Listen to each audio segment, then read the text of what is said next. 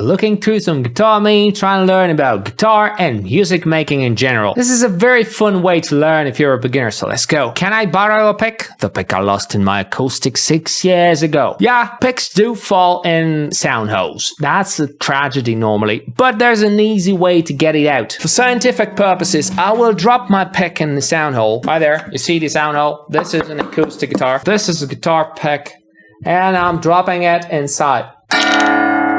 So it's inside, and there's an easy way to get it out. Place it in the middle of your sound hole, and then put your finger on the pick, like this. There's the pick, and your finger on it. You turn your guitar over, like this. Sound hole facing down. And you gradually lower your pick.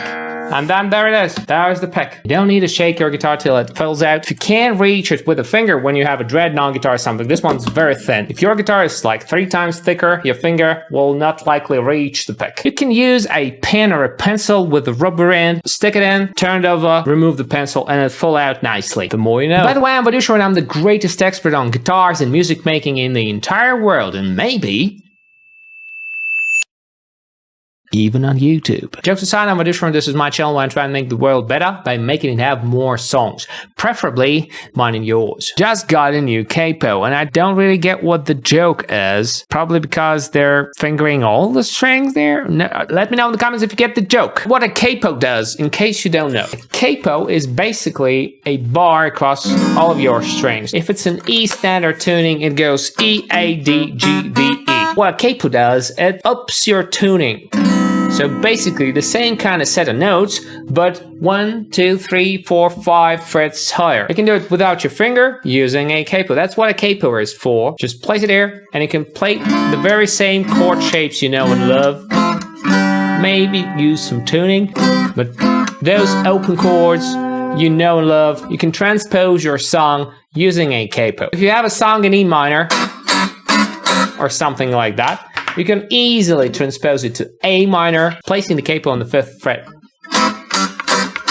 Very same chord functions, but 5 semitones higher. That's what a capo is for. And there's different kinds of capos. This one has a spring and it ties and unties itself when you press it. So it's easier to mount and dismount. This one has a screw here. It's smaller, it's more versatile, but you have to make sure it stays there. So you place it here and you screw it to a point where it bites. It's the very same effect, takes up less space, but you can't dismount it easily. You need to unscrew it and then take it off. And I guess there's different kinds of capos, but I have just 2 of them. I like this clawy kind of one more. It's easier to put on and take off. Oh no, so many options. Clapton, Lemmy, Hendrix, and Eddie Van Halen. If you play the guitar and you don't know who any of these people are, please dedicate some time and learn who they are, because their techniques are crucial to modern guitar playing. Like Hendrix was the originator of so many things on guitar. He probably was one of the first guitar gods. Eric Clapton is more on the weepy solos kind. Lemmy is a bass player. Go Google Lemmy if you don't know who he is. And Eddie Van Halen probably is the person you might want to thank for tapping techniques. There's so much more to any of these guitar players. So if you don't know them,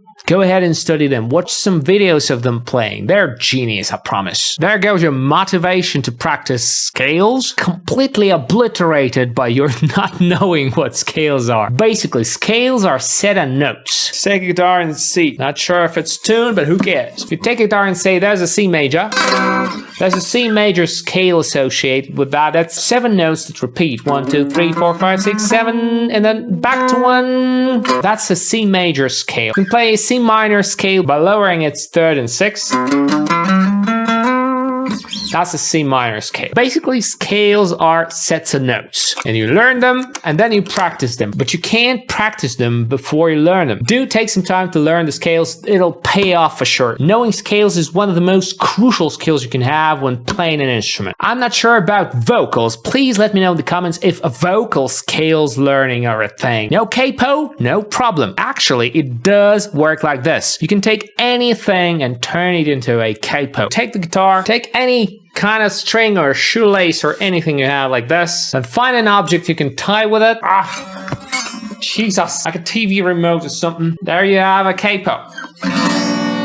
Not very good sounding though. The more rubby and flexible this thing is, the more effects you're gonna get as a capo. You might want to just tie the lace like this. It may work as well. Yeah, it does work. So this one's not a joke at all. This works. Steven Seagal teaches Alex Pereira techniques to use in guitar fights. Guitar fights or guitar battles are a thing, actually. They basically are playoffs when two guitar players show off their skills, and the one who does best wins. I wish there was more of that kind of content on YouTube or anywhere. My wife asked if I could stop singing Wonderwall, and I said, maybe. Alright, there's so many layers to this. So Wonderwall is something you learn when you learn playing the guitar. It's a very easy song, but very annoying. Why insert a DiCaprio head here? No idea. Probably because their G string is off. Let me know in the comments if you got that. YouTube guitarists reaching for Stratocasters, first-hand Telecasters being in kind of an oblivion, and then Starcaster. What is a Starcaster? I'm gonna have to Google that. Starcaster. Basically, this is a Gibson with a different scale length. Alright, so you might want to use different string gauge than you use on your typical Gibson. Yeah, Starcasters are not so much widespread as Telecasters and Stratocasters. Though I would disagree with the Telecaster drowning, because I have all the Telecasters in the world. This one, that one, and that one in the corner. Is there any good deathcore for me to check out? Thanks. No. Deathcore, for some reason, is normally played by very muscular, very manly men. And deathcore is a genre you need to like. You can't listen to that if you don't dig it. Guitarists be like, yo, this tone is so scrungly, but if I twist this here knob, it widens the scringo and adds bunkle to it. Yeah, guitar tone is a bit of a mystery, normally described in some weird terms. It's either glassy or funky or warm or cold,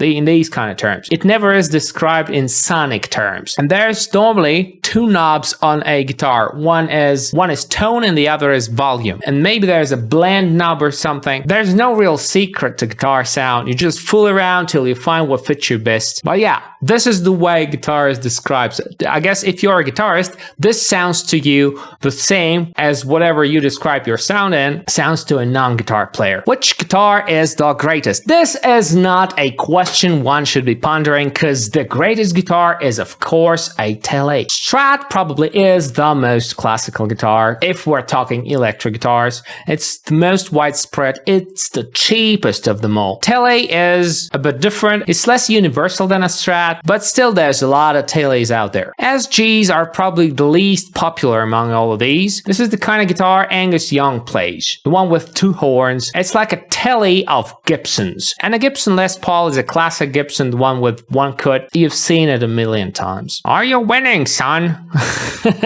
And there is a bunch of chords. None of these chords are all that difficult. You can learn any of these and then transpose them to whenever. The joke here is the dad joke. Because if you tell your dad you're playing a guitar, they will ask, are you winning, son? Puns! I won't play without my fret wrap. Huh? My guitar is making some effed up noise. Hold my beer. I guess the meme is supposed to showcase the difference between the classical rock age guitarists and modern age guitarists. I do use a fret wrap. So there's a fret wrap right here. I use it because it mutes the guitar. The reason behind that, you can hear it. Pretty loud, and it makes the strings vibrate as well, and pickups pick it up and it enters a feedback loop, so this may generate some unwanted noise, especially if you're recording. So using this during recording, making it a bit tight, mutes these. Let's see how different it is.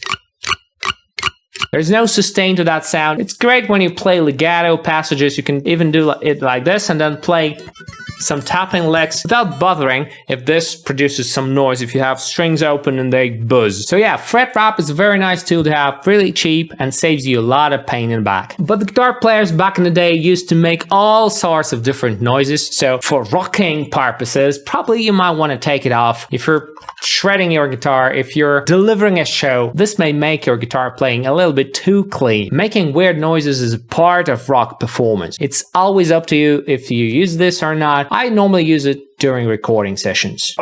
You versus the guy she tells you not to worry about. Both of these are pedal boards. This is a kind of an amateur pedal board when a person is not a professional pedal board collector. This one does look like somebody assembled it on purpose, picking the colors, picking the brands. This is not effect center. This is just meant to look nice. This one is probably there to be functional. So this is a functional pedal board. This is a collector's pedal board. This may necessarily be true, but on first glance it is. And this is what you expect your normal pedal board to look like. This one's more on the fancier side, and you don't see a lot of guitar players assemble these kind of pedal boards. I don't use a pedal board.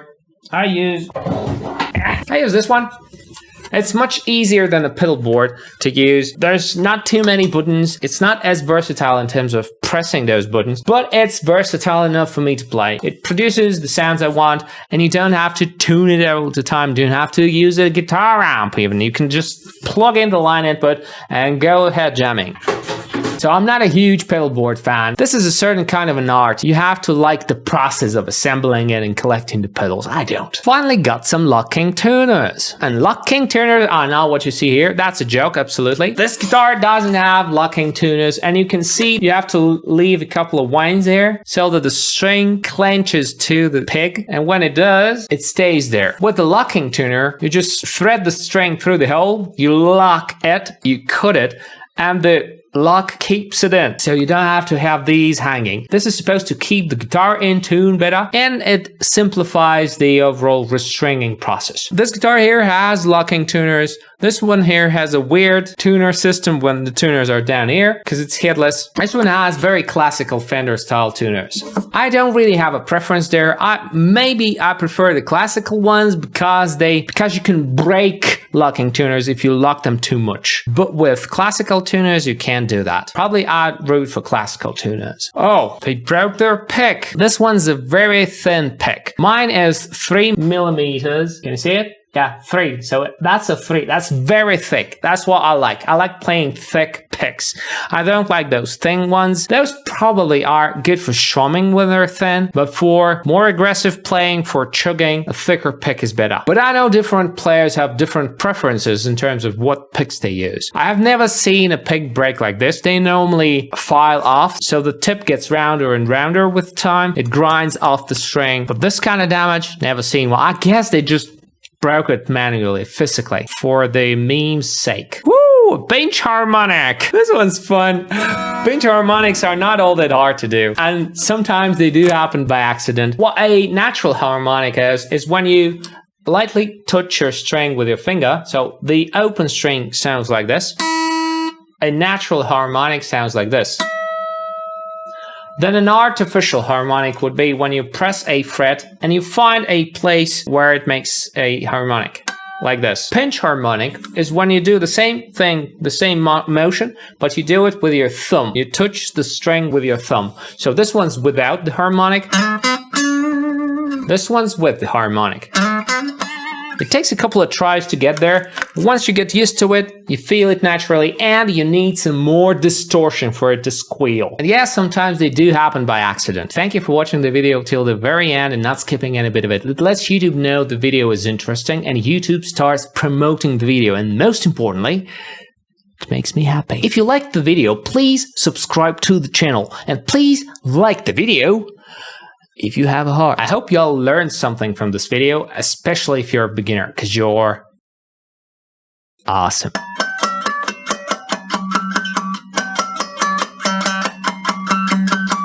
Yes, you are.